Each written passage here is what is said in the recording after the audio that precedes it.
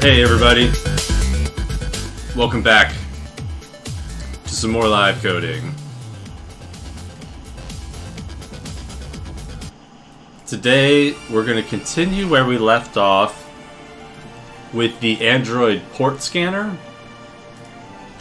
Now we got it working and into a nice stable spot, but there were a few things I wasn't happy with it about, and I want to just fix those and add a little bit more basic functionality and usability so that I can actually use it, because right now it only supported the one hard-coded host. So what I'm going to do here is I actually am going to check it out directly from GitHub, and here's a little cool thing I found out about the JetBrains tools. Someone says, someone at localhost says hi. Welcome, localhost. So if you say check out a project from version control, and you do git, you can tell it, yeah, log into GitHub. And so I'm gonna log in really quick, and I'm gonna show you what it does. This is actually really cool.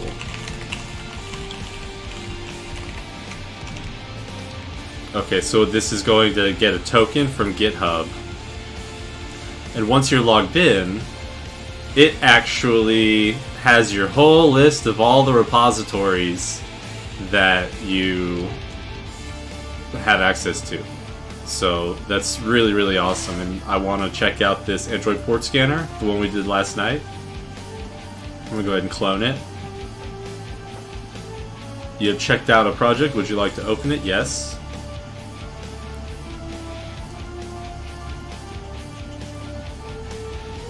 Alright, today's tip of the day is Control-D in the editor duplicates the selected line or block. Yep, I actually knew that one, and I use that one a lot.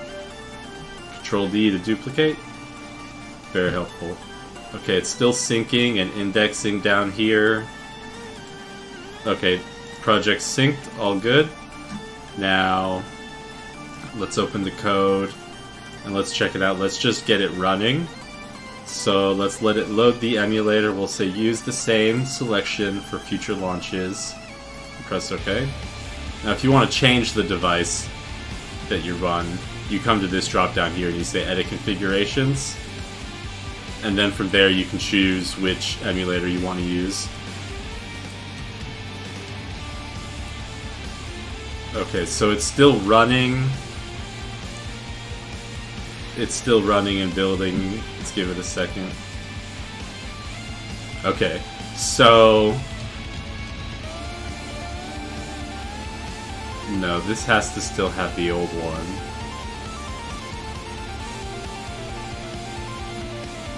Let me build. Push.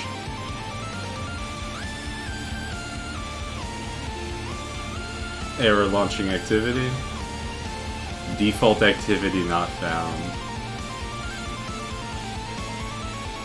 So this is why I was curious. Last night I started the project and I built it on the computer, but I wanted to see how well it would work if I just cloned it and started over. So I'm actually not sure what it's complaining about here. I think it might have some kind of problem because uninstall, because of the one that might already be installed. So I'm going to uninstall the old one.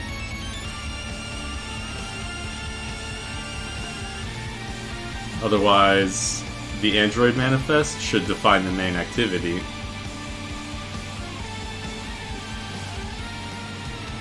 Which should be right here, called main activity.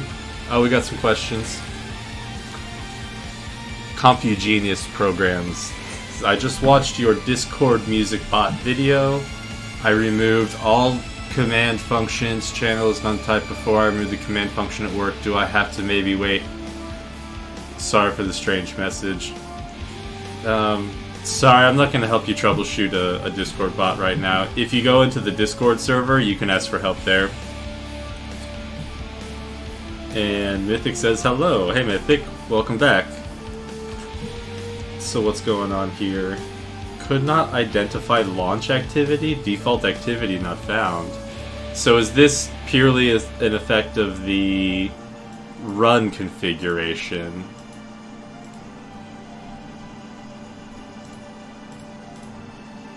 Because I know the code is good, and I know it works. Specified activity, main activity. Let's see if that works if we tell it specifically to run the main activity. Yeah, that works. But something... I must have pushed this change then. So let me open up the main activity. Or rather, I need to go down to the layout and open the activity main here. Okay, so... this is really interesting. Last night I was having issues with this thing not expanding all the way to the right.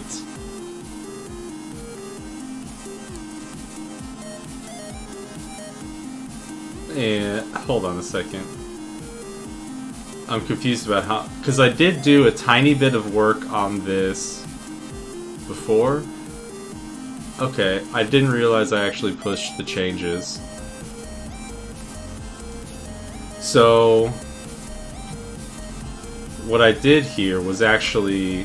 when you pull out a scroll view, and you add a scroll view to the layout, by default, it adds this linear layout inside of it. And what I did was delete this linear layout and then try to add things directly into the scroll view. And that's what caused me some problems. So I drug out a new scroll view and then added, you know, did with the linear layout inside of it, and then fixed everything else again. So after doing that, it started becoming full screen, full width, and it didn't have the problem where it was squished all to the left. The other thing that I did was I didn't like how it would constantly pull up the keyboard. So check this out. On this edit text type, I had to make a couple changes. So I go to all attributes. I had to change this input type. So by default it had this text multi-line. Text multi-line. Yeah, so by default it has that text multi-line input, and then it's gonna reload. And then there, now you can see it pops up the keyboard. And I didn't want that. You don't want it to pop up the keyboard because you don't want to change it, you just want to copy it. So I wanted it to be selectable and copyable without the keyboard. And what you do is you go into the edit, you turn off this text multi-line so it's back to none. It has no input types. And then the other thing I did was there's a one called editable. Where is it? Editable, and I turned that one off so it's not editable. And there's one down here called, there's one called text select or something like that. Select, where is it?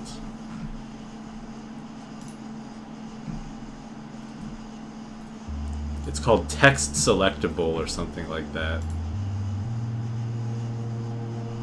Now, where is it? I swear that's what it was called.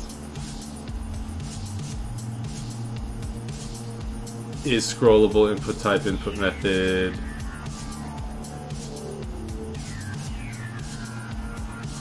Foreground, focusable, I think I turned that one off too. Editable, it turned off.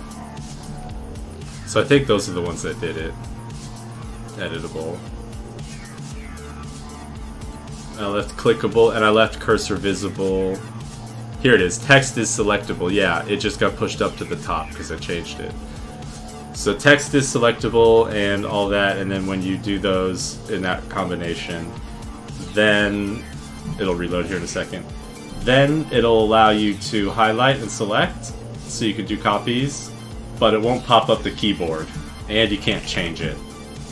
So that's how I wanted it to work, and it's full width, and it's scrollable, so that's all good. The layout is all fixed there. Oh, we got some chats. Face rig, yes. I use face rig to do the face rigging. And Shinruka says, thank you bro, I learned Java because of you. Awesome. That's what I like to hear. People learning. Java's a really good language too. Java is a really, really versatile language that you can do a lot with. So, if you go all in on Java, you won't regret it.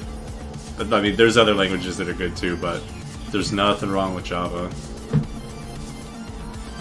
Okay. So this is good. We got the scan. The scan actually works, and we can see it actually updates the text because it's actually scanning. But now what I want to do is add the settings here. It doesn't do anything right now. So I want to open actually a new section and have some settings in there so that we can actually set the host and the port number before we scan it. So that's what I want to do now. So the first thing I have to do is make another layout, I suppose. Or another activity. I'm not sure whether I should start out with a layout or an activity. So in the code here, this is the code that triggers when you select one of the navigation items. Yeah, on navigation, item select listener. And here's it's like a switch case. So for each one, it does some certain action. And this middle one here, on navigation start scan, that's the one that initiates the scan. This one here is the one that gets triggered when you press home. And then this one here is the one that gets triggered when you press settings. And when on the create, it calls set content view activity main, and then it sets the navigation explicitly. So I think I can copy this part and add it here. So then I can say set content view R layout. So in this case I don't need a whole activity, I just need a layout. And the layout is going to be settings.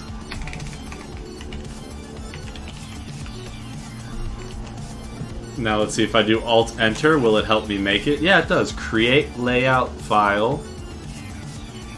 Yeah, let's do that.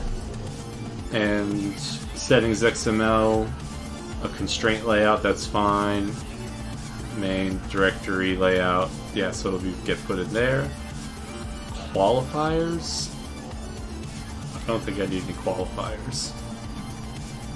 Do I want to add it? Yes, add it to Git.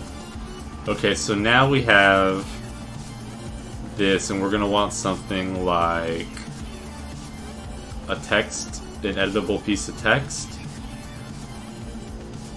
Now, is that editable? Editable, yes, okay. We're also going to need labels. Now, are labels separate?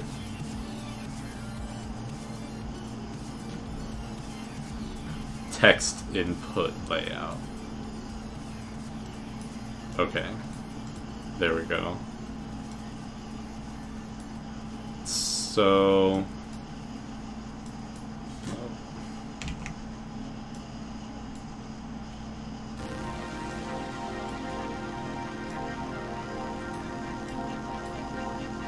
we're going to want the IP address and the host, right?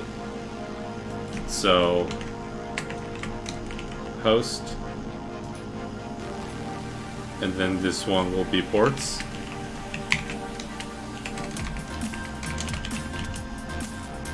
Ports. And oh, I made a whole layout not sure if that whole layout is what I wanted. Let's see, constrain it to that one. Okay, what about this thing? Constrain that one to the edge. Constrain this one to the edge of that.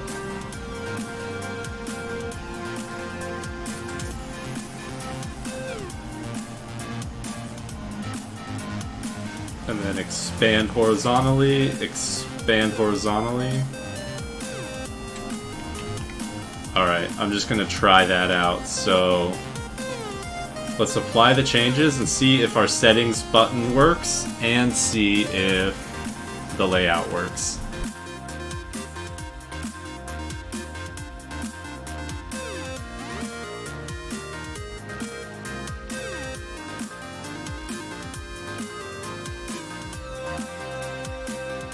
Alright, so it kind of worked, but we need to add some better constraints here, or a better layout. So let's go with the vertical linear layout, and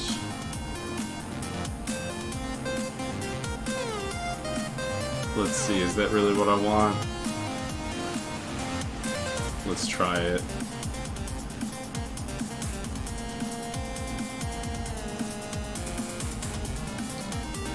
Let's put all this stuff inside the linear layout. And then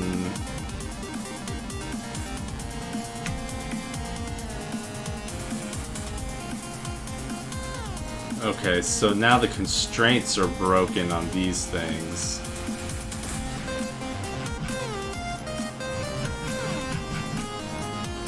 See, now I wonder why sometimes I can find the constraints and sometimes I can't. I guess it's because it's not match parent. There we go. So because I've moved this out of the constraint layout, it behaves differently because now it's inside a linear layout. So it's just going to list everything going down a big list. So now, instead of being all of them smushed up at the top, now there we go. This is looking a little bit better already. So then we'd say ports and then do something like that. Okay. So what about the hint text? We'll say, how about, just as an example to demonstrate they should be comma separated values. Oops. And then the hint for the host is going to be, same thing, comma separated. 192.168.1.100 and dev dungeon.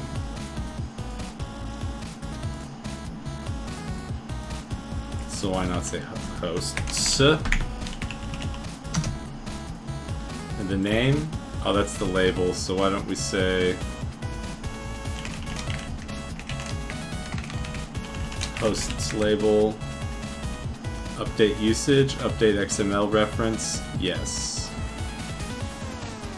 Text view 2, I'm going to label as ports label. Update yes. Now this one,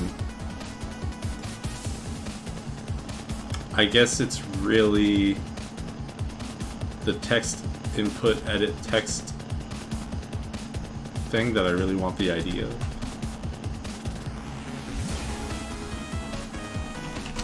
Host text.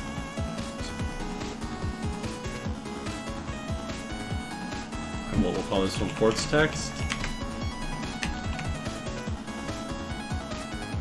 Okay. I think that's okay for now. So how do we actually wire it up?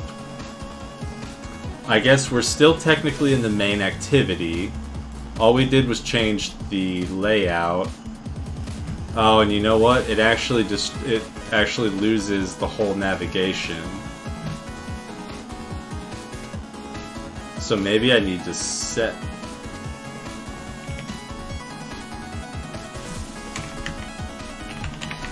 Oh, I thought I had vid mode on. There we go. So maybe I need to set, yeah. item M on navigation items. I guess that's a reference to itself. So that's not actually what I want.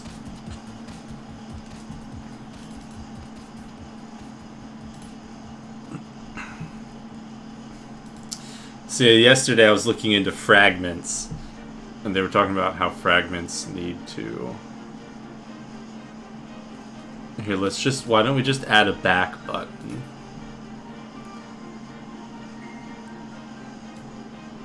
A fab... We'll... Okay, we need a icon for the button. How about the home to go back? And we need to change the gravity.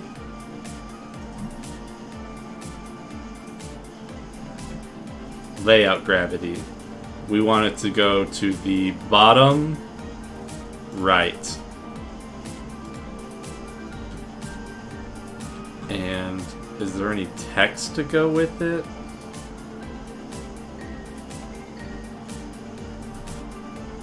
If there's no text, I want to change the icon to something else.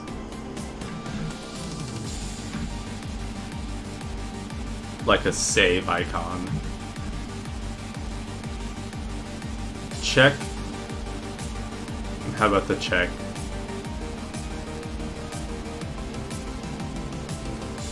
Maybe I'll add a little text. A little text to go with it. And we'll float that one over to the right bottom. Oh, that's not really working.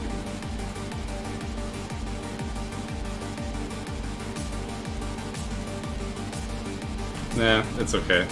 We'll know what it does. Basically, that button I want to use as the callback.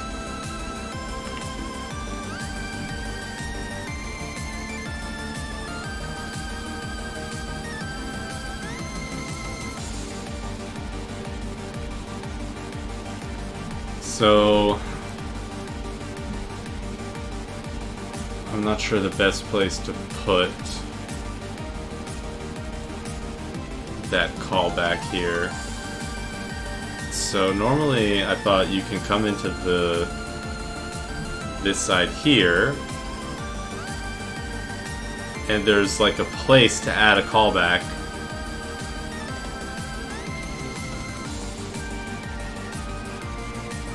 Callback function. Press on click. There it is. On click. On click. Why don't we?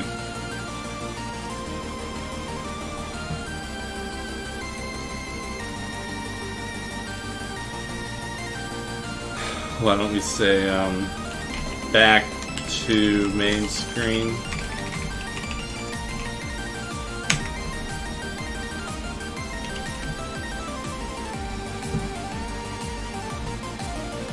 So yeah, here, on-click handler method cannot contain the character blank. Okay. Cannot resolve Alt-Enter.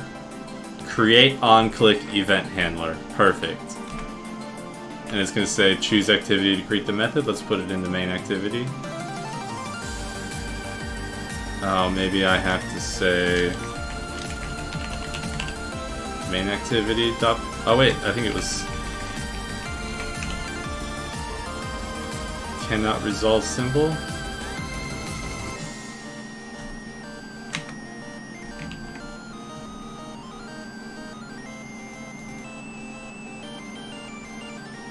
Alt enter. Create.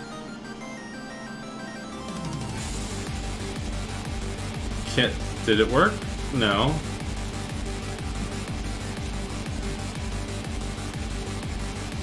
Hold on, I'm gonna try something. New project. They have, yeah, the basic activity with this little fab.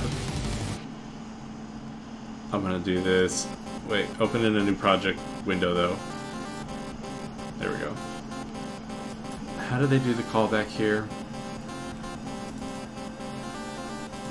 So they have this button here, and you should see the on click. No, it's not on click. Or it's not set here. Let's go to main activity.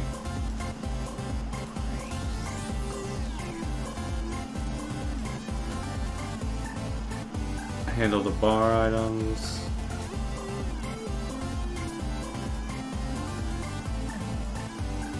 Fab. Set on click listener. I see. So you set an on click listener on the on create. Here.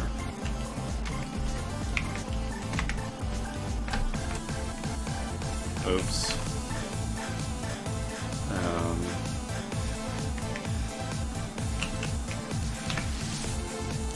I don't like how the Vim mode screws up your clipboard.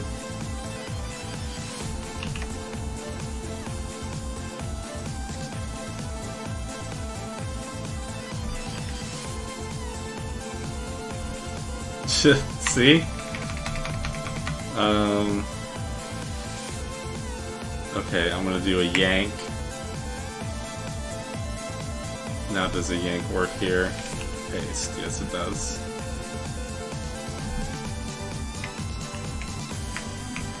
Okay, so it's not the fab that I want, it's actually this dot r dot layout. No, wait a second.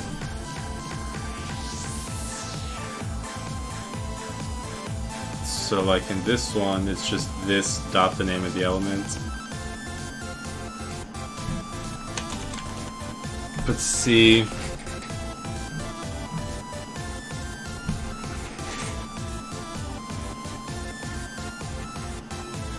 floating action button, ID equals save settings button.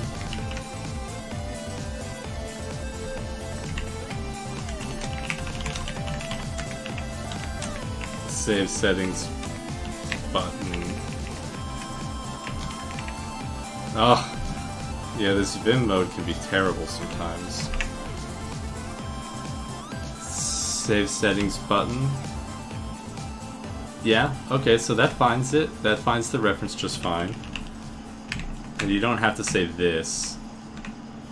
Save settings button dot set on click listener. And it looks like you don't even need the parentheses.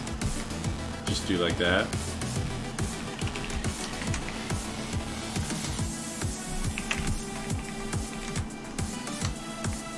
And in this case, I want to make it go back to the main one. Activity main. Activity main.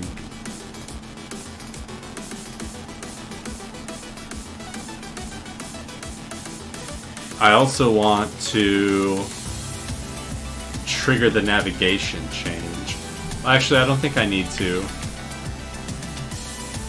because on this one, I will just leave it as false.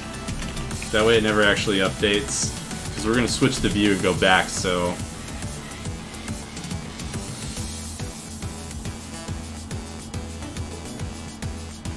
Apply the changes. Let's see if that works.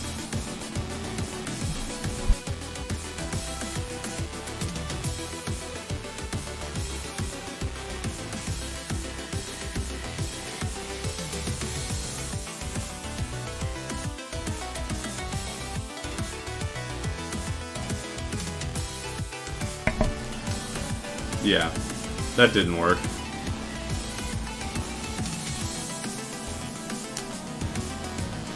Okay.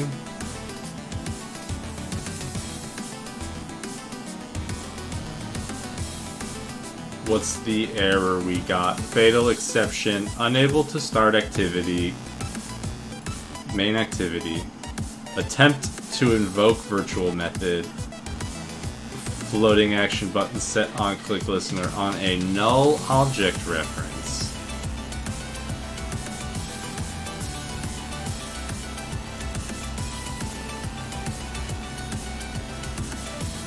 Is it because it doesn't actually exist?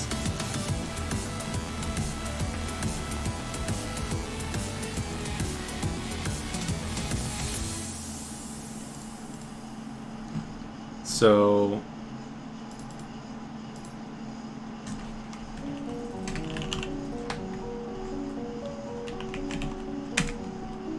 yeah, I mean it's definitely finding the reference to the thing. The problem is it's not ready. It's not ready at that point.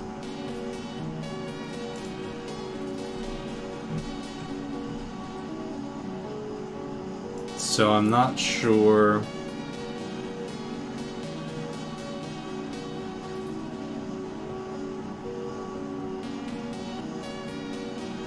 I'm not sure how to make sure it's ready. Let me try something. Attempt to invoke virtual method on floating point widget set on click listener on a null object.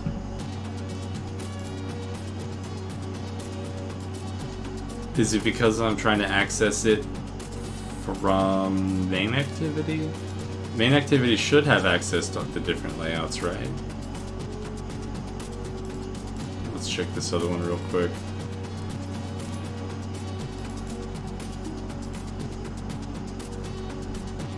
So they've got this fab.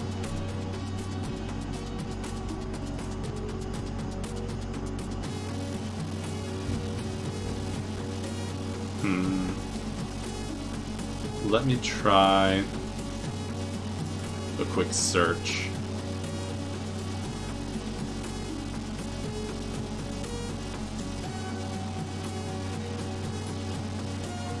Attempt to invoke virtual method. Oh, see, the clipboard is terrible with the Vim mode in the JetBrains. Attempt to invoke virtual method set on click listener. Yeah, it looks like it's a pretty common one.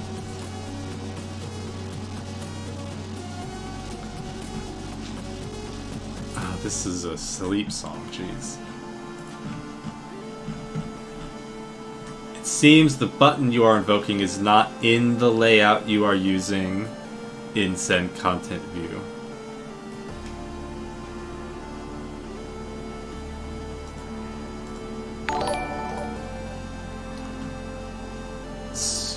Content view.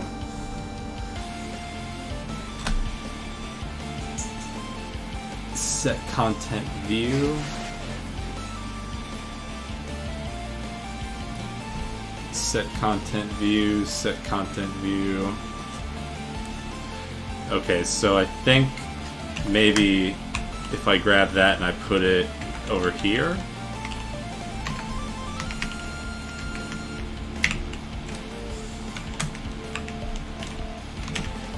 Okay, so then we'll set it to the settings view. Then will it have the context to add the callback? Let's try that.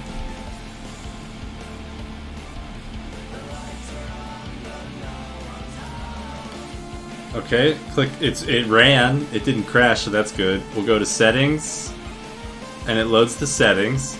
Now, if we click this floating action button, the fab, it brings us back. Yes! Awesome. Uh-oh. We can't go back now, though. There's no going back. Uh-oh, and none of the other things work after that.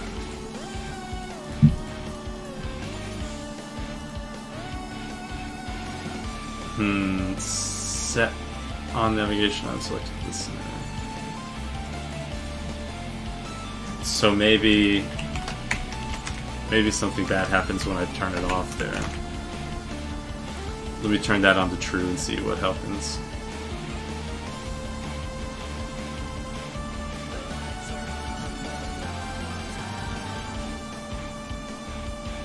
Port scanner, back, and then never again. How come it only works once?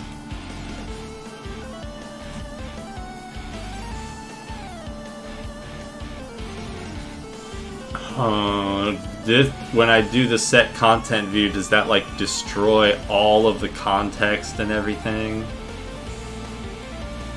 Is that really not what I want to do?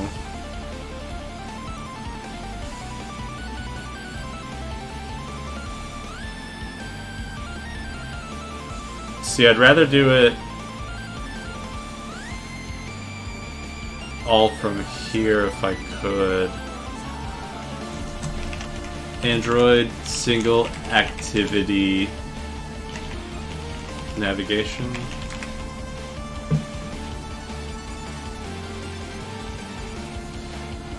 Yeah, so I was reading something about these architecture components, and those are relatively new things. A single activity Android application. So yeah, what I was wondering is, should I make a whole new activity for the settings thing? Instead of trying to use two layouts in one activity?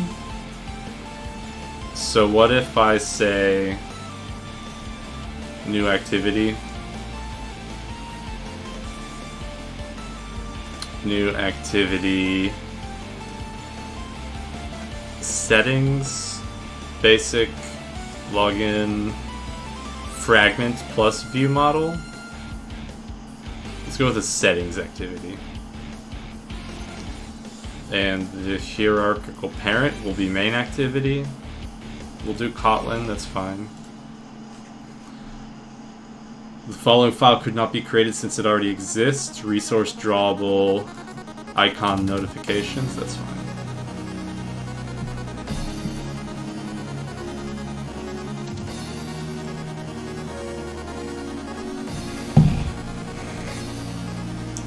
Okay, so, oh,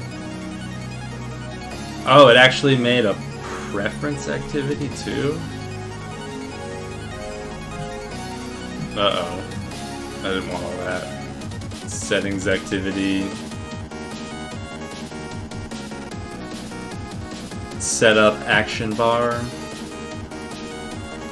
On menu item selected. Wow, I didn't really want one this complicated. And the thing is, it didn't make a layout.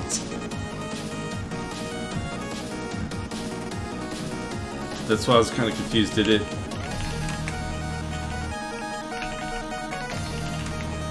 like, is it creating all of the elements here? Start activity, intent activity, settings activity. On create, set up action bar, support action bar, set display home. Okay, well, shoot. Android activate activity.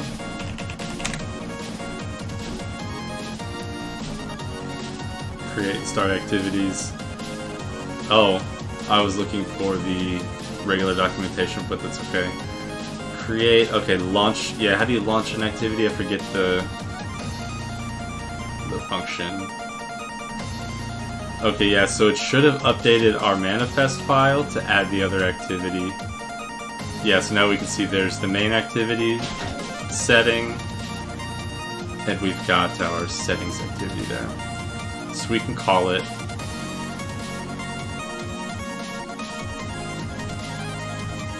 Okay. Wait, were they actually calling it?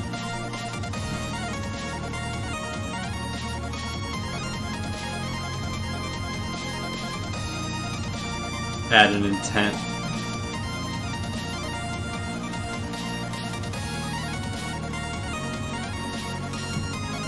so you actually have to make an intent even with your own, even within your own application.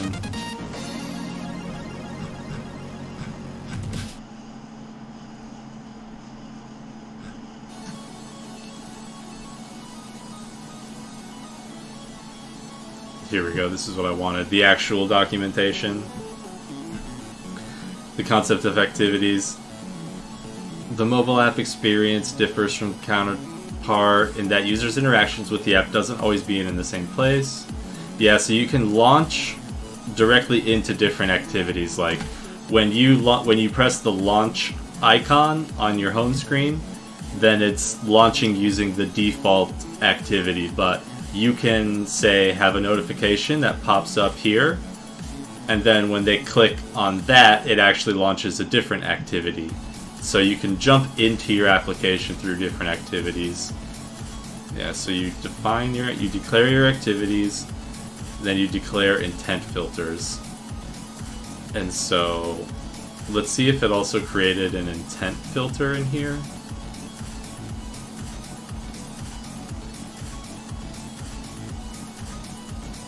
And so here's the settings activity, but there's no intent there. There is an intent filter here on the main one.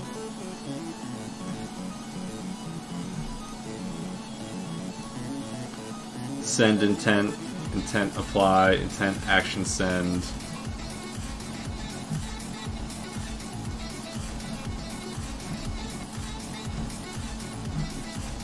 Yeah, see, I don't want to do all that. We actually had this nice little navigation thing built in already, so I want to use that. And what that is, I need to look up the reference for that specifically. So what that is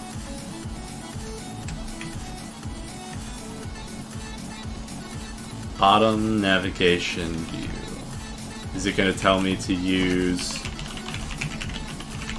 Is it going to tell me to use fragments? If that's the way to go, I'll go that way. Extensive frame layout. Represents a standard bottom navigation bar for applications.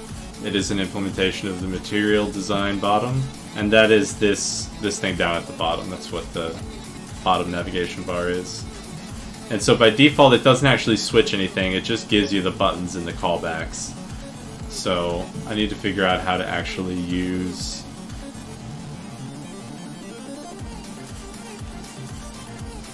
Make it actually use... different views. Oh, well, that's it. Okay, so not a ton of help on that page.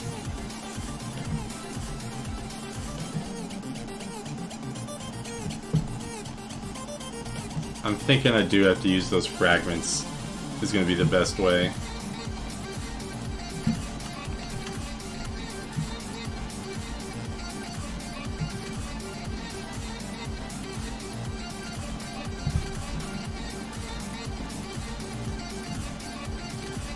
Yeah, so you have to use this navigation thing.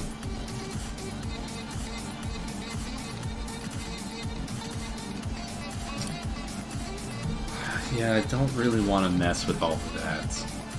Navigating between fragments.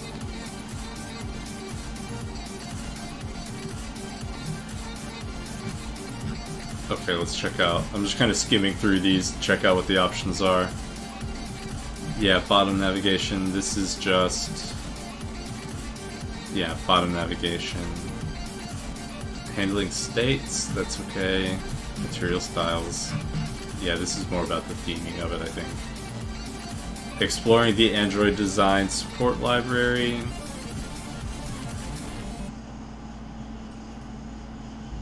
Yeah, so here's the bottom navigation view like we have.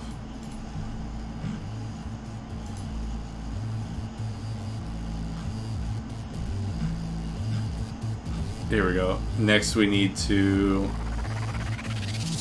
disable and enable states. Yeah, listen for click events. Yeah, so this is kind of what we have set up already from the boilerplate. It'll actually switch depending on which button was clicked. And when we receive the click events, we can simply react accordingly. In my sample, I simply change the currently selected view pager item that is being displayed on the screen. And that's it. Wait. Where are you changing it? In my sample, I simply change the currently selected view pager. Hold on, where's the view pager?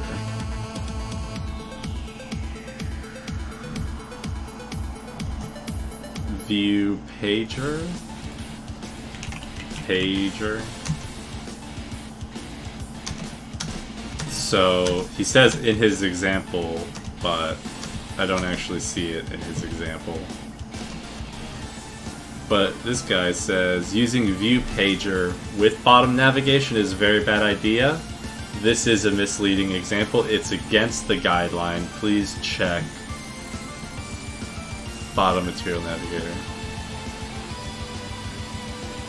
It doesn't necessarily say that. Tapping on a bottom navigation icon takes you directly to the associated.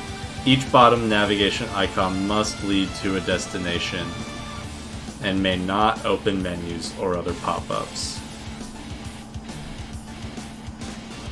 Yeah, that is, I think he's wrong there because you can do whatever you want. I'm using one of those buttons to trigger, I mean, I'm using it to trigger something arbitrary, like starting the scan.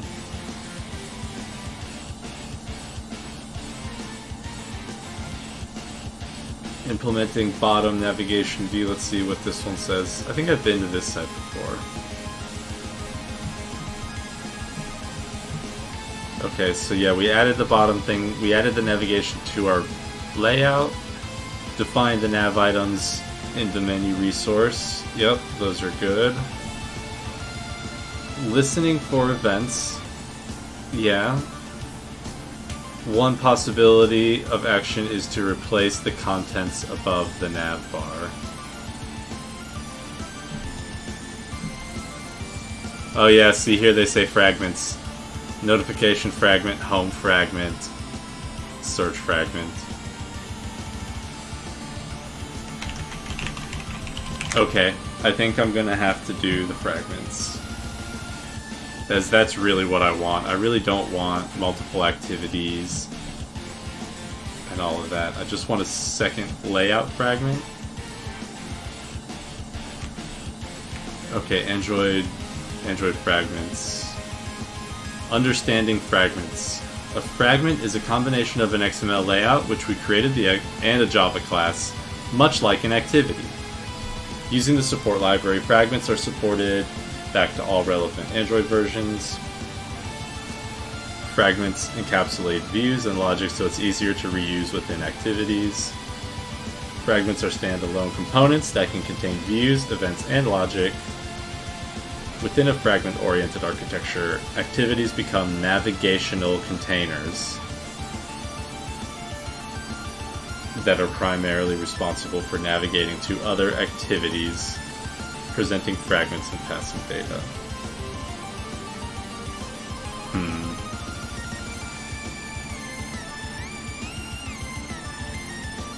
Within a fragment head, see, I'm still unsure whether I actually should be using an activity or if I should be using a fragment. I think a fragment is okay, but within a fragment-heavy app, we need to remember to organize our code according to architectural best practices. Inside of an app which uses fragments extensively, we need to keep in mind that the role of activities shifts. Okay, yeah, so they're very, very similar, and you have to kind of really understand which one you want to use, so this is going to be an important decision, I think.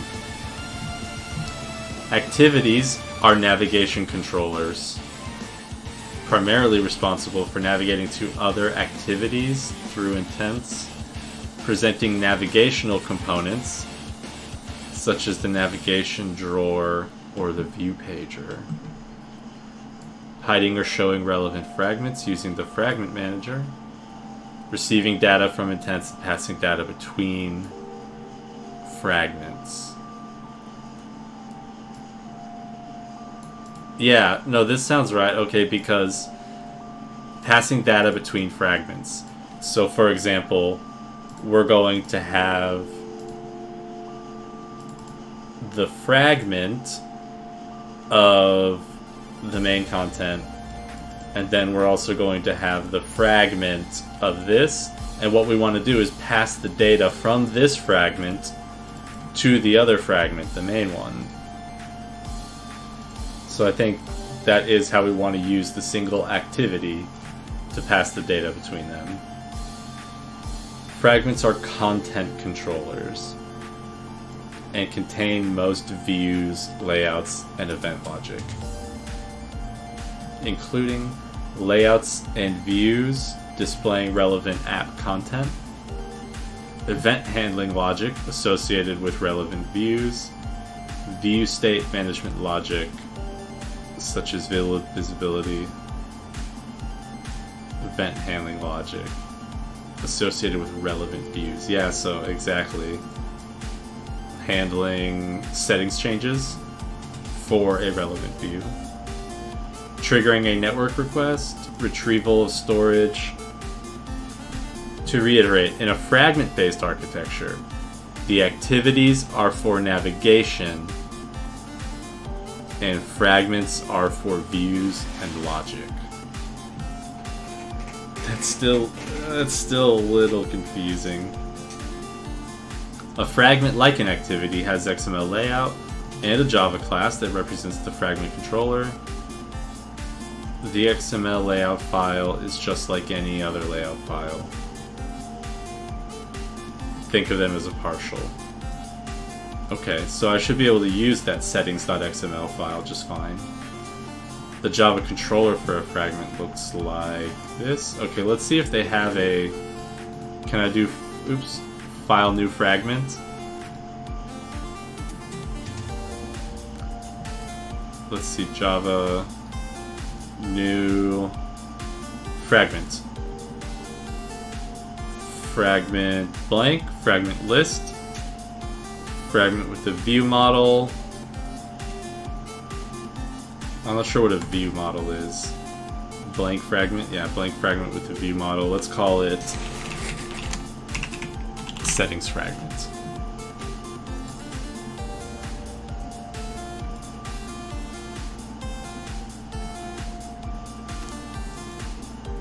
Okay.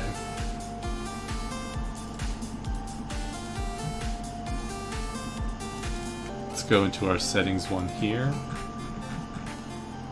And let's just take everything inside that linear layout, including it.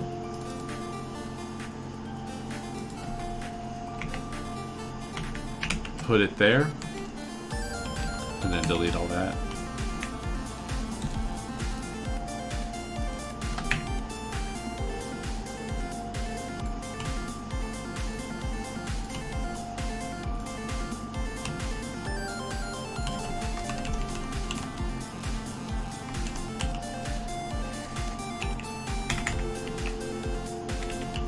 Okay, let's see how that looks. Yeah, looks okay. Maybe fix the icon here.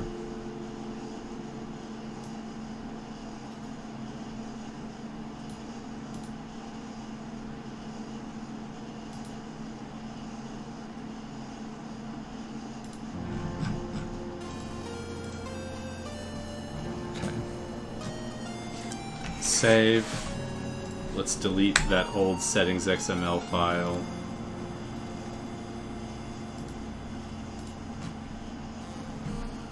We'll also delete the settings activity and that app compat preference one. View usage.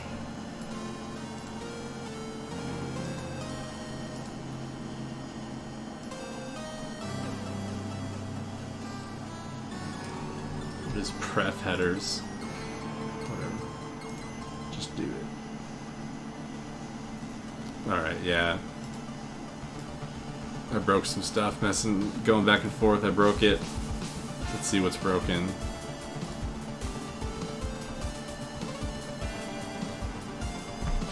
Some layout constraints. that enough? Is that it? Nope, a couple more. Delete line, save, run. Oh, it's getting further. Nope, errors. A couple more. Cannot infer. Oh. Yeah, we don't want that anymore.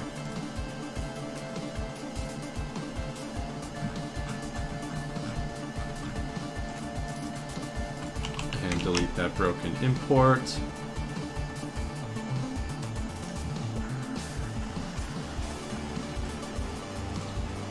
Okay, yeah, so it creates a fragment on create view, embedding a fragment in an activity. To add the fragment statically, simply embed the fragment in the activity's XML.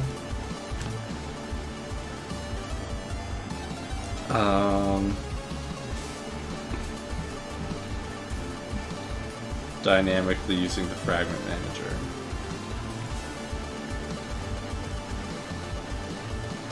Okay, so that ran. So let's see now. We basically want to load the fragment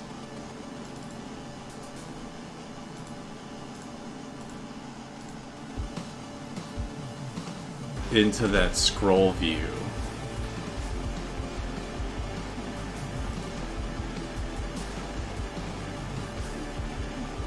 So the second way is dynamically using a fragment manager. And so if we do this, I think we're going to have to also create a fragment out of the scan results page.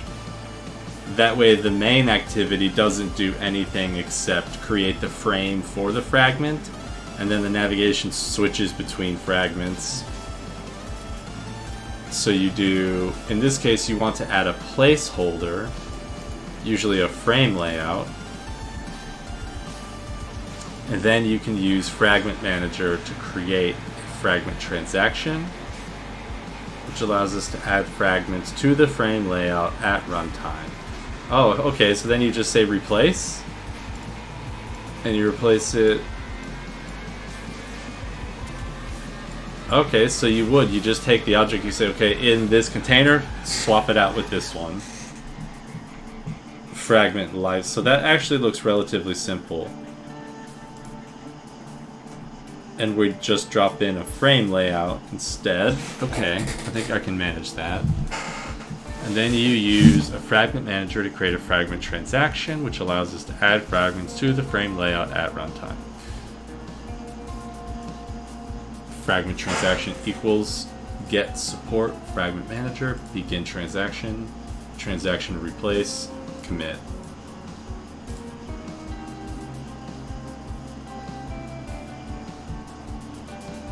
Oh, or you can add to it. So you can swap things out, you can add to it. Okay. Darkcoder asks if I know Brain Freak. No, I mean, I know of it, but I don't use it. Fragment lifecycle. Fragment has many methods which can be overridden. Okay, so just like an activity, it's got a bunch of on create view, this and that. I don't need to hook into any of those, I don't think, yet. Okay, so here's an example of how you might use various, okay, so on attach, on create, on detach. Look up a fragment instance. Often we need to look up or find a fragment instance. We can look up, find fragment by ID. Okay, so what I need to do here, in this main activity, I think I basically need to take everything inside of that scroll view and cut that over into a new fragment, and then here create the frame layout.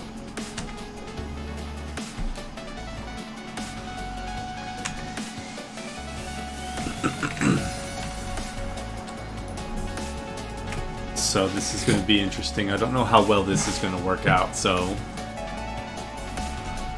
we'll see. I guess I want to create a new fragment now, so I'm going to say new fragment blank. See, I wasn't sure actually if I need this view model. I don't think I do.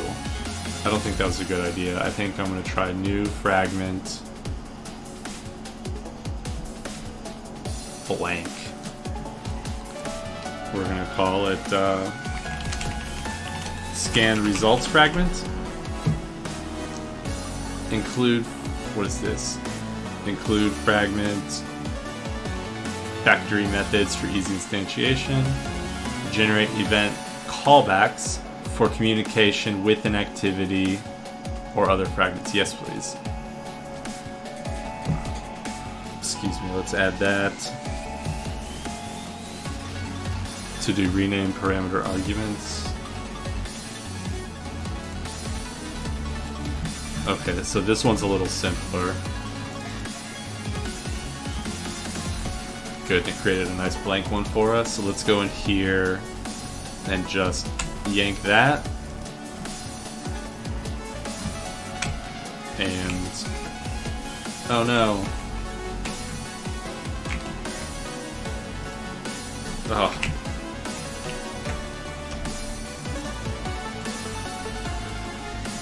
You're killing me, Vin mode and JetBrains. Okay.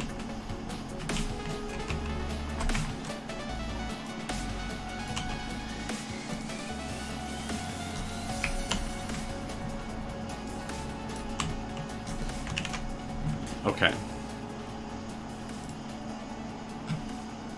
Wait a second. I don't want the frame layout here. I want the frame layout in the main one.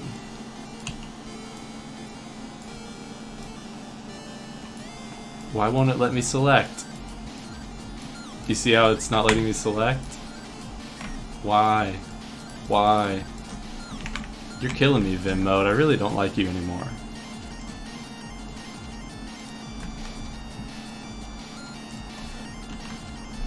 I think it's in the plugins. Uninstall, sorry. I guess I'll have to finish it off later.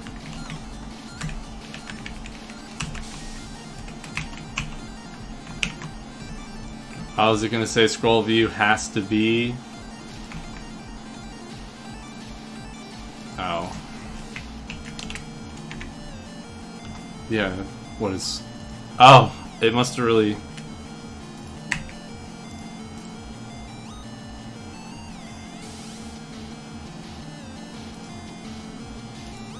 Yeah, something... It really didn't like not being inside a frame layout, so maybe we'll just leave that there. This one's in a frame layout too, so that's fine.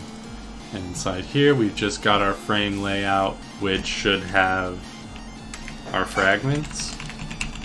Fragment goes here.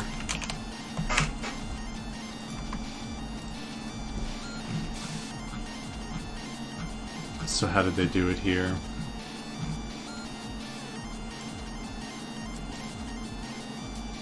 So we don't actually fill anything in there, we just need to make sure it has an ID. So that we can use the transaction thing. Frame layout, let's give it an ID. We're going to call it main fragment frame.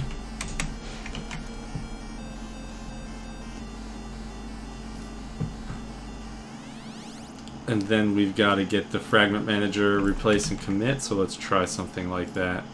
We're going to do that in our main activity on create. So instead of saying set content view,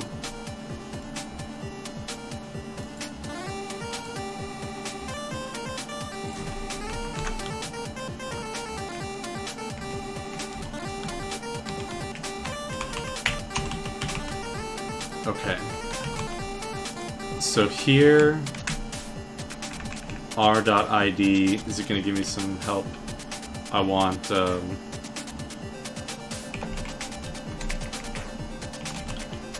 scan results.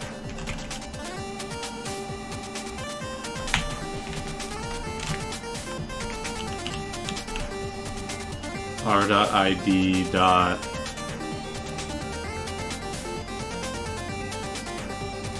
what is it? Fragment scan results.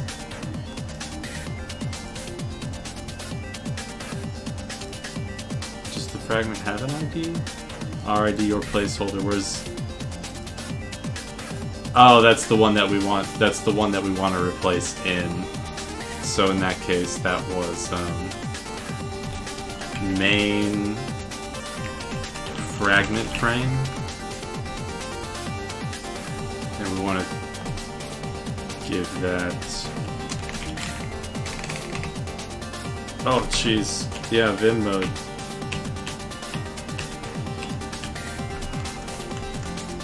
Change word. Scan results. Fragments.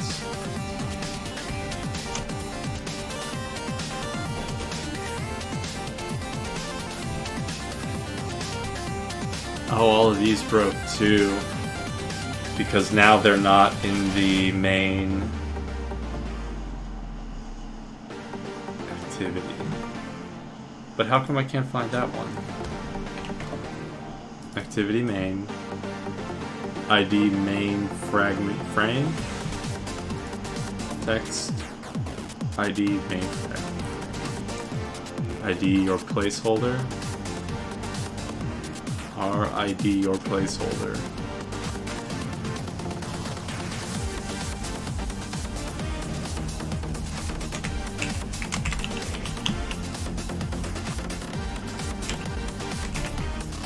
Yeah, there's...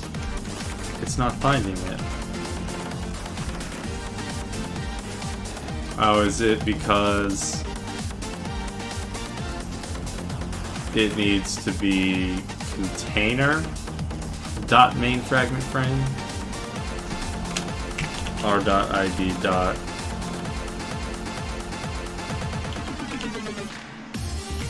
container dot main fragment frame.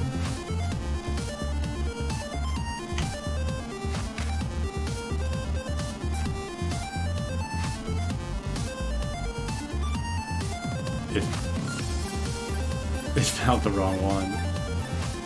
Activity main.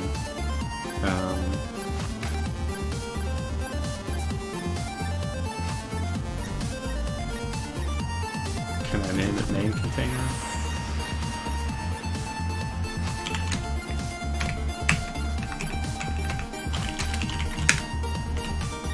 Will that help at all? So now can I say main container? Unresolved reference? Yeah, so that's definitely in the component tree there. Okay, maybe this tutorial's out of date. So let's see if there's... I think we're really close. Let's see if we can get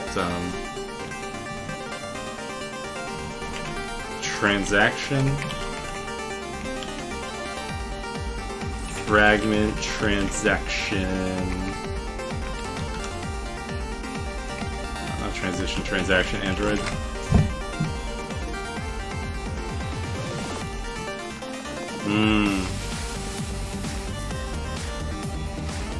This class was deprecated in API level 28. Added in 21. Oh, so now it's a separate module you have to add on. But I don't think that's the problem. It's not saying it can't find the fragment transition. It's r.id that it can't find. Android r.id can't find. Cannot find ID with r.id, yeah. Update.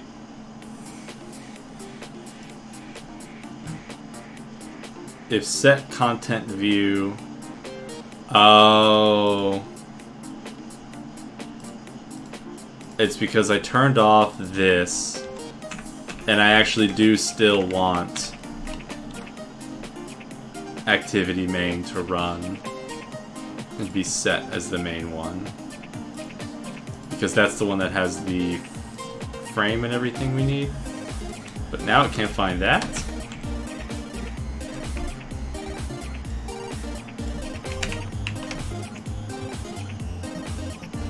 No, why can't it find that one now?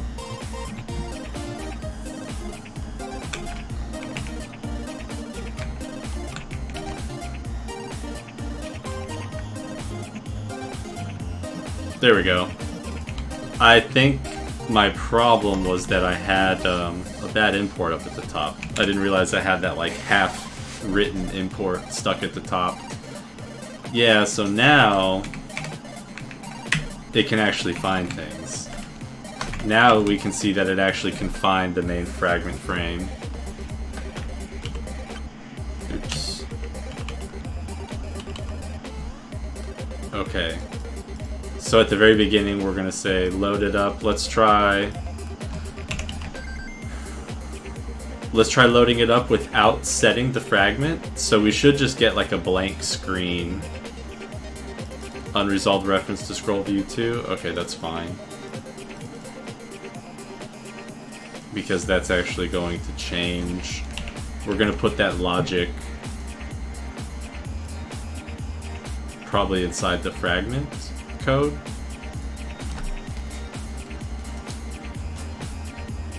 Okay, running, launching.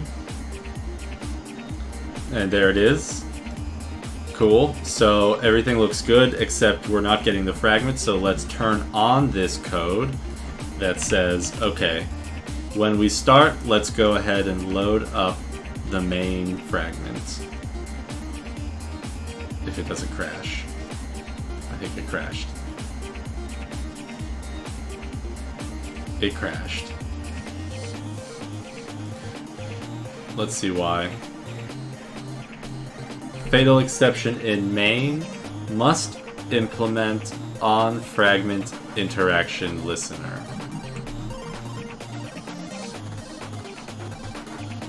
I see.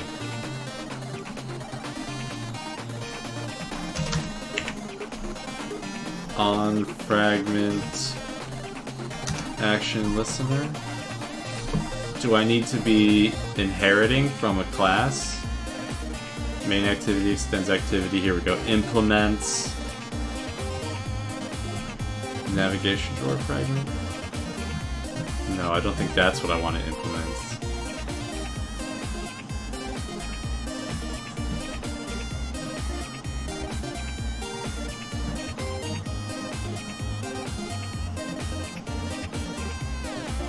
Extends fragment.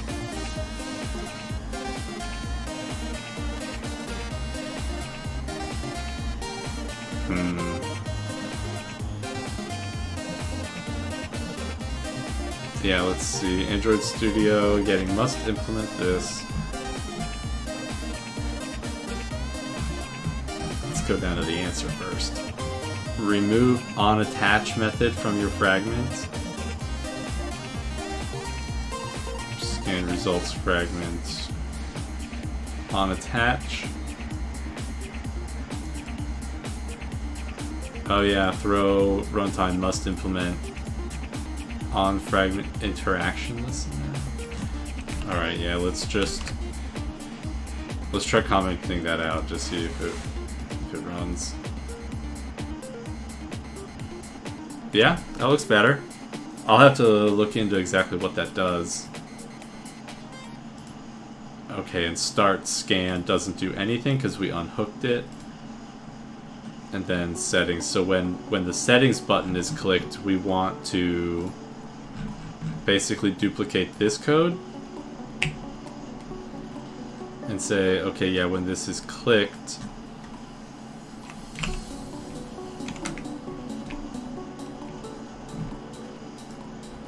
delete all that, Control-Alt-L. So in that case, yeah, we want to replace main fragment frame with not the scan results, but the settings. Oh no.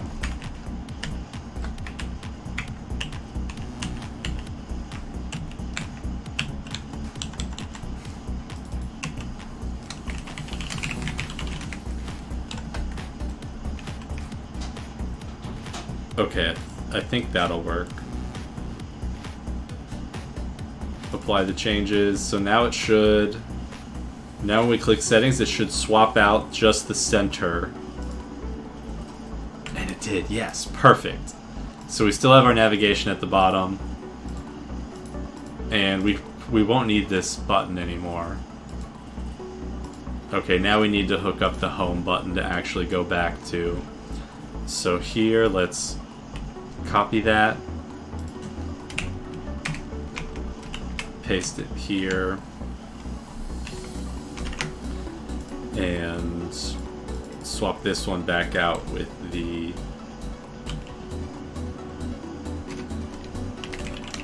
scan results fragment. Apply the changes, check it out.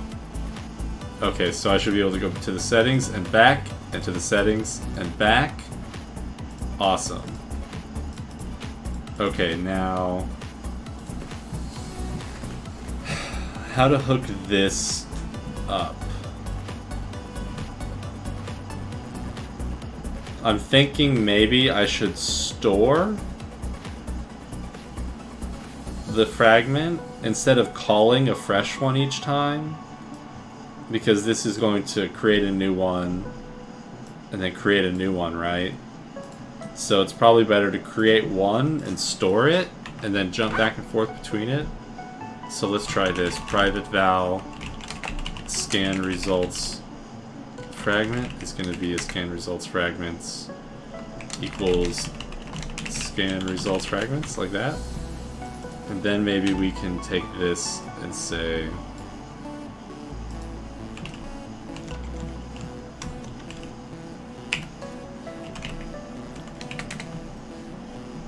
let's see if that works.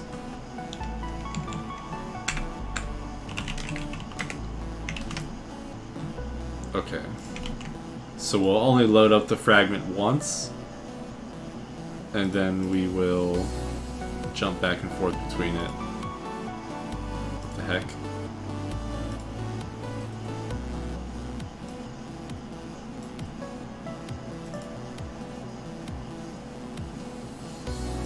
Okay. Start fresh. Okay. Scan results. Click over to the settings. We'll add some fake settings. Go back here, go back here. Yeah, see, now we lost the settings. Now the same thing here. Why don't we try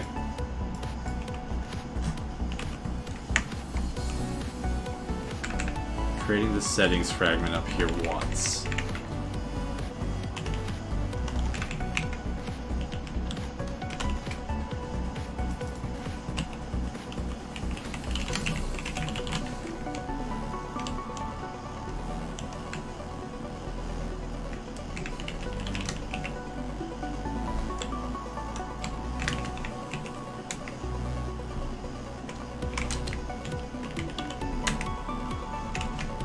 Okay, so now if we have one, we just swap between them, is it going to preserve the exact state? Like the fact that we clicked on it and highlighted that one, and then we come here and maybe we add some text, and then go back, and then come here again, and then back. Okay, so that one's still there, good.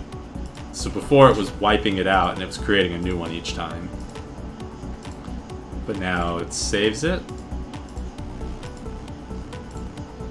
and that all looks good. So I need to figure out how to hook this back up, and then how to pull the settings. Maybe we'll store the settings in a static class.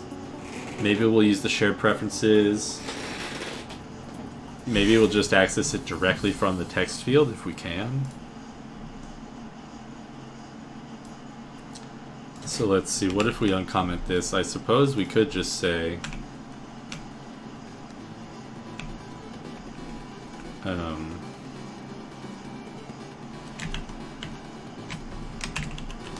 r.id, maybe we can access it directly.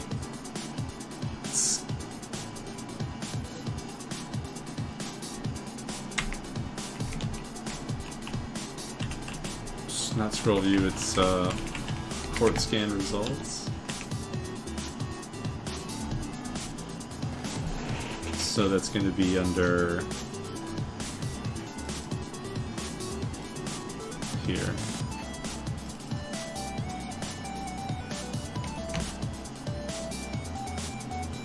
So it's finding that one.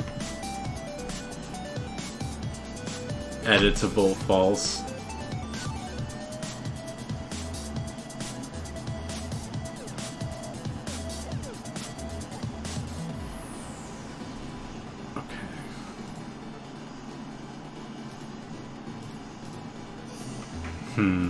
So it can find a reference to the thing, but it won't let me call set text. What can it let me call?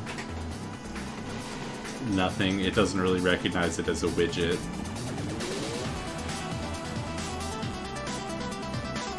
So what if we did fragments?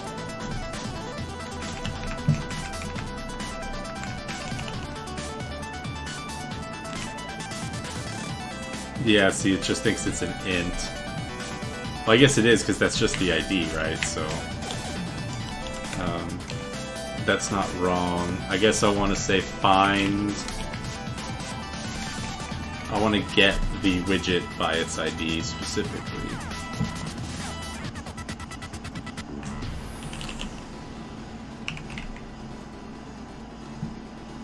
This... scanner. Oh, we can access it directly because we have a reference to it. So that's going to be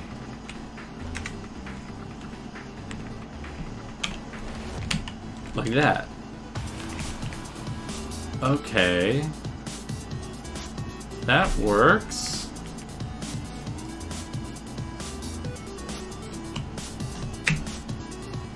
In fact, I don't think this one even needs this reference anymore. But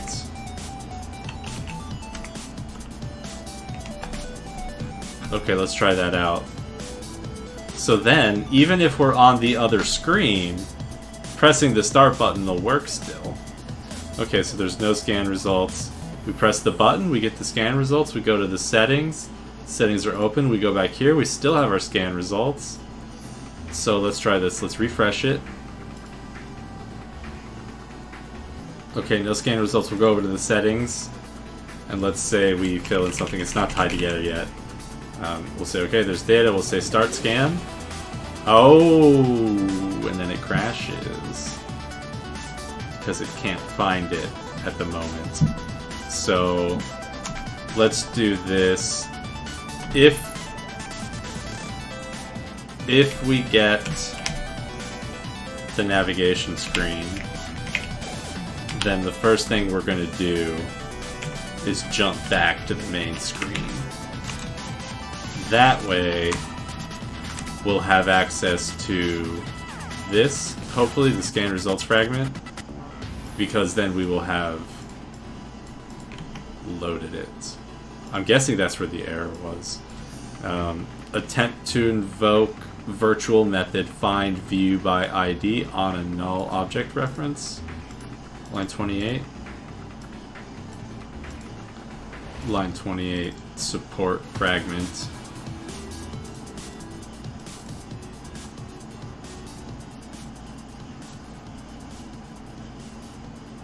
Huh.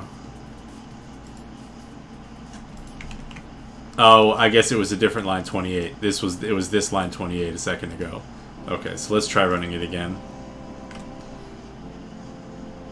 Okay, so let's go to the settings page and then try to hit start scan from there. And it crashes. Now let's see if it's the same line. Line 32? Okay.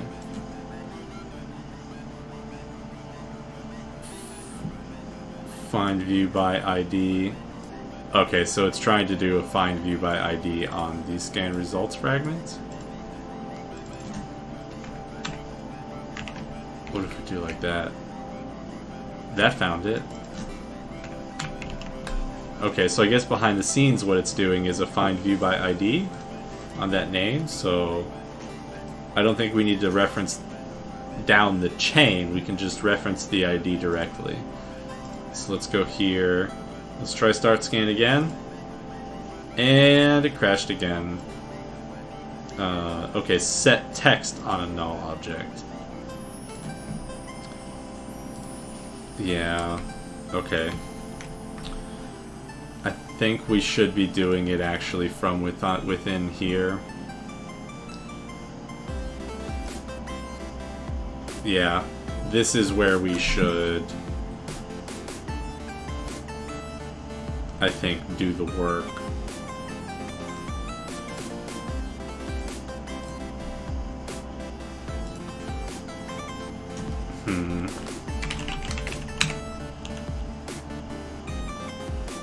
Dot.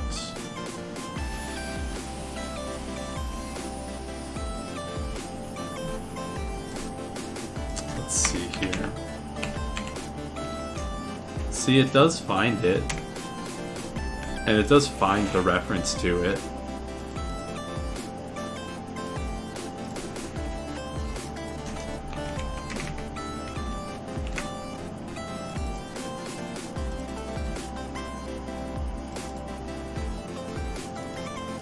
I wonder if we can make a method.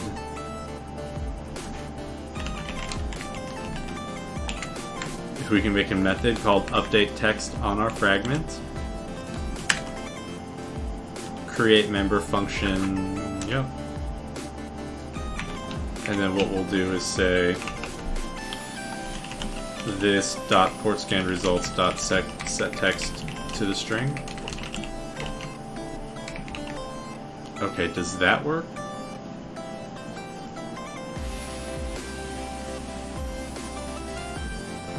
Settings, start scan, crash.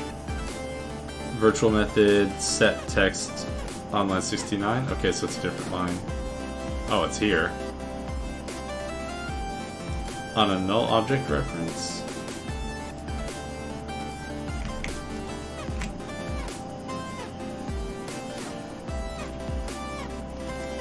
Yeah, why does it have a null object reference to something it apparently does have access to?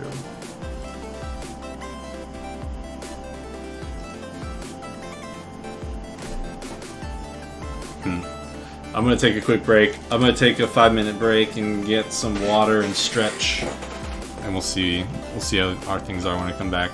I'll be right back.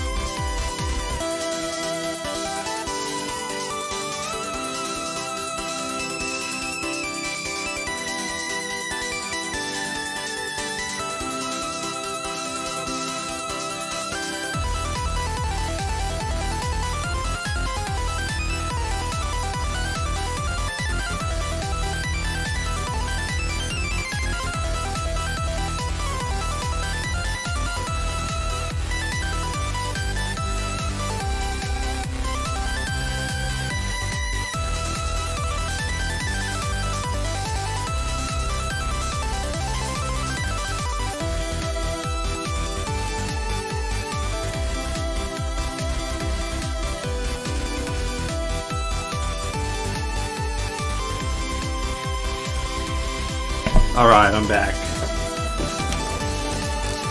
Thanks for the patience. Let's see, let's bring the music back down a little bit. Okay, so... oh, this is a different message now. Oh, yeah, as expected.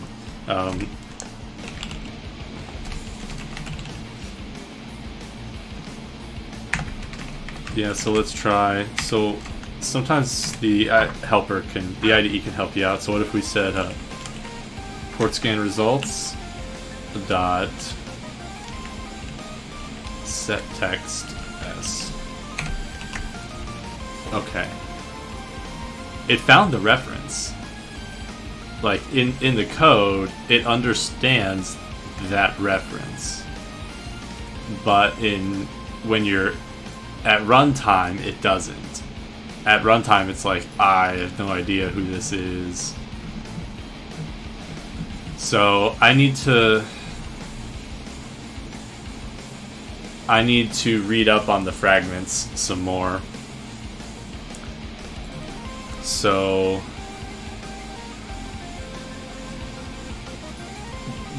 the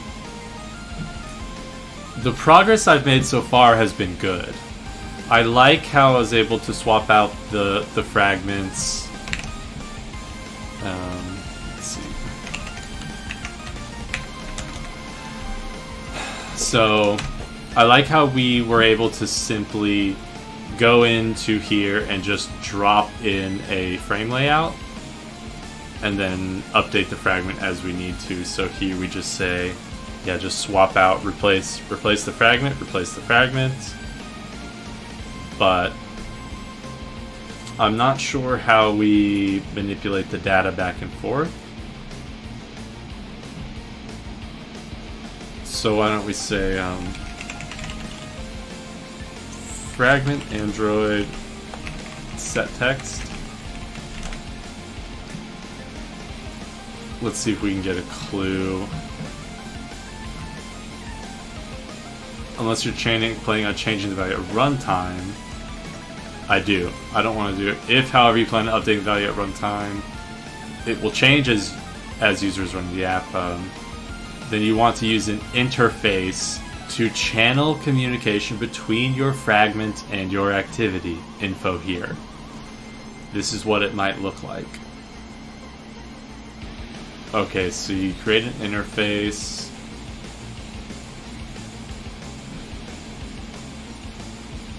Let's go here. Okay, here we go. This is from the official documentation. It says, communicate with other fragments.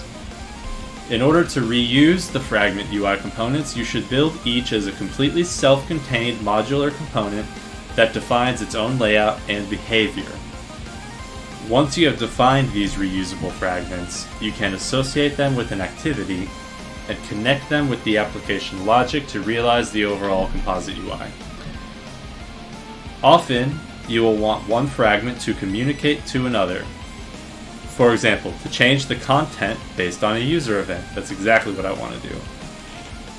All fragment-to-fragment communication is done either through a shared view model or through the associated activity. I'd like to do it through the associated activity. Two fragments should never communicate directly. Okay, that sounds fine. The recommended way to communicate between fragments is a shared view model. Okay, well if that's what they recommend, I'll look into that. Both fragments can access the view model through their containing activity. The fragments can update data within the view model, and if the data is exposed using live data, the new state will be pushed to the other fragment, as long as it is observing. Okay. To see how to implement this kind of communication, read the Share Data Between Fragments section in the View Model Guide. If you are unable to use a shared view model to communicate, you can manually implement a communication flow using interfaces. Oh! Hey, NullPixel, thank you. I appreciate you letting me know. However, this ends up being more work. Good thing I wasn't doing anything except reading. However, this ends up being more work to implement and is not easily reusable in other fragments. Yeah, so I'm kind of torn. My use case is really simple, so maybe using an interface, define an interface, yeah, so if we wanted to go the interface route, to allow a fragment to communicate up to its activity, the activity that is housing the fragment, you can define an interface in the fragment class and implement it within an activity. The fragment captures the interface implementation during its onAttach lifecycle. We commented that out actually. The onAttach. Yeah, we actually commented that out. But what it would be doing and what they're saying is the fragment captures the interface implementation. Okay, so the context must be like the parent super onAttach. I see. So basically I have to define in the super class, wait, no, super class is going to be fragment. So it's just calling the parent must implement on fragment interaction listener.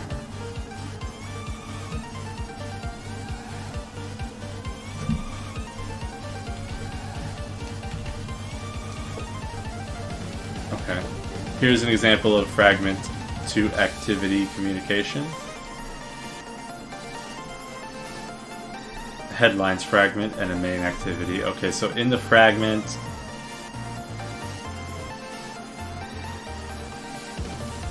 you got a callback. Let's see.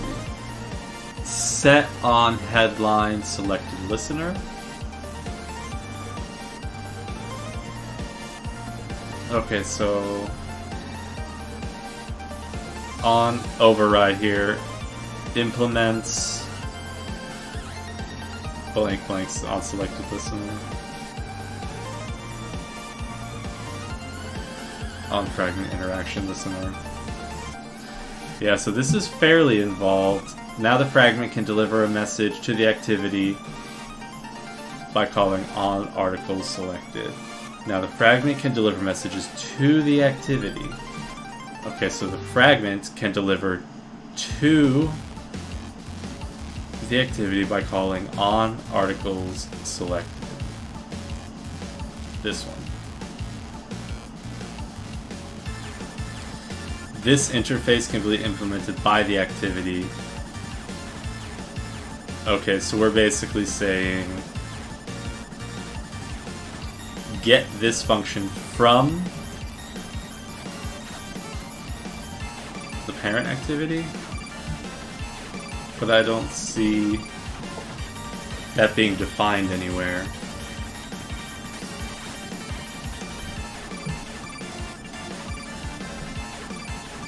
Oh, here it is. Implement the interface. In order to receive the event callback, yeah, in the activity we have to define that function. I see. So in our main activity we'd have something like initiate scan or something. Or I suppose in the settings fragment, whenever someone presses the check button and says like, okay, I'm done and save, and they click the like check I'm done saving, then what we can do is like push up the changes. So like in the main activity we'd have something like this, a function called update settings, and it's going to be like the hosts and the ports, and then inside of that we would do like this dot hosts equals hosts, this dot ports equal ports, and that would be it.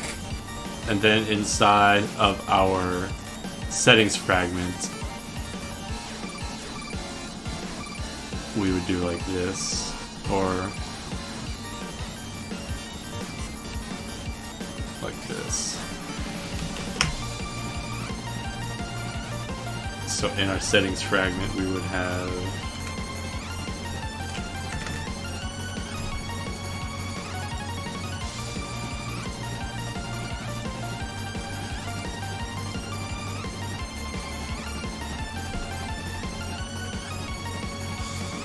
I'm not sure what we would name that. Something like that. So in our fragment, we would say, okay, here we're going to have one called update settings. Update settings with a host string, port string, something like that.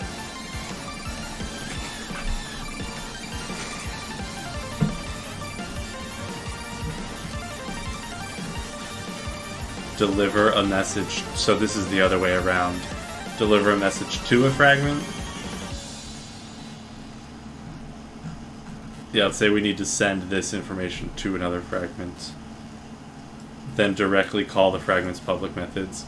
Okay, get fragment by ID. Find fragment by ID. Or I suppose we already have a reference to the fragment since we stored it. So we could just call, okay, so if we need to call a fragment function, we can just call it directly. Got it. Or can we?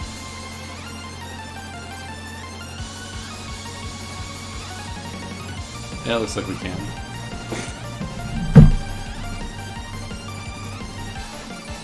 Okay. So the fragment stuff is